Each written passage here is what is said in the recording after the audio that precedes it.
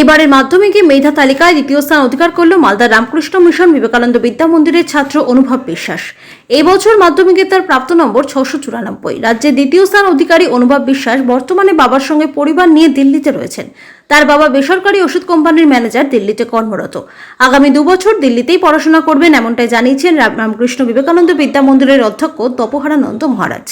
পাশাপাশি এই স্কুল থেকে আরও 2 জন ছাত্র যুগ্মভাবে এবছর মাধ্যমিকে রাজ্যে 8ম স্থান অধিকার করেছে। তাদের নাম সৃজন প্রামাণিক এবং অরিত্র সাহা। তাদের প্রাপ্ত নম্বর 688।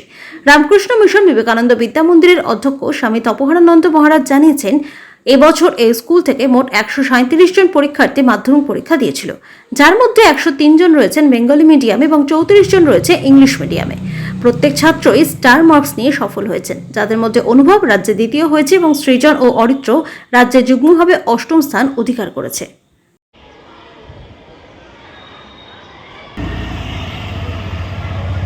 কি পরিণত আসতে পারোনি, যেটা আশা ছিল যে একটা তো কিছু হবে, তার খুব ভালো হয়েছে। আচ্ছা, তুমি কি হতে চাও আমাকে অনেক জিজ্ঞাসা করছে সাংবাদিকরা। দিল্লিতে। দিল্লিতে। আর তুমি আসছো 10 তারিখ, তাই তো?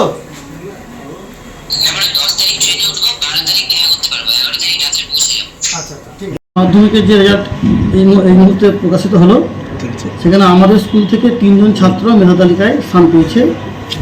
আমাদের বিদ্যামন্দিরের অনুভব বিশ্বাস ও রাজ্যে মেধা তালিকায় দ্বিতীয় হয়েছে, 694 পেয়েছে। আর 8ম স্থান অধিকার করেছে আমাদের বিদ্যামন্দিরের 2 জন ছাত্র, এক হচ্ছে সৃজন প্রামাণিক আর অরিত্র সাহা। এরা 688 পেয়ে 8ম স্থান লাভ করে। মাধ্যমিক দিয়েছিল এবারে আমাদের বাংলা মিডিয়াম এবং ইংলিশ মিডিয়াম দুটো মিডিয়াম মিলে 137 জন, যেখানে বাংলা মিডিয়ামের ছাত্র ছিল 103 জন আর ইংলিশ মিডিয়ামের ছাত্র ছিল 34 জন। হ্যাঁ, আশা করছি করেছে। এটা ছেলেদের সারা বছর ধরে তারা পরিশ্রম করে এবং তাদেরকে ঠিক যেমনভাবে বলা হয় তারা সেটাকে ফলো করে। আর যথেষ্ট তারা সচেতন, সিরিয়াস।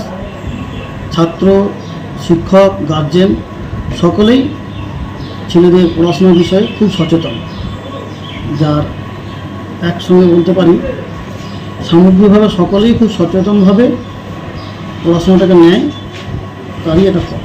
হ্যাঁ, অনুভব বিশ্বাস ও এই মাধ্যমিকের পরে আমাদের সঙ্গে যোগাযোগ আছে এখনও, এবং আজকেও ফোনে কথা হয়েছে, রেল বেরোনোর আগে কথা হয়েছে, রেল বেরোনোর পরেও কথা হয়েছে।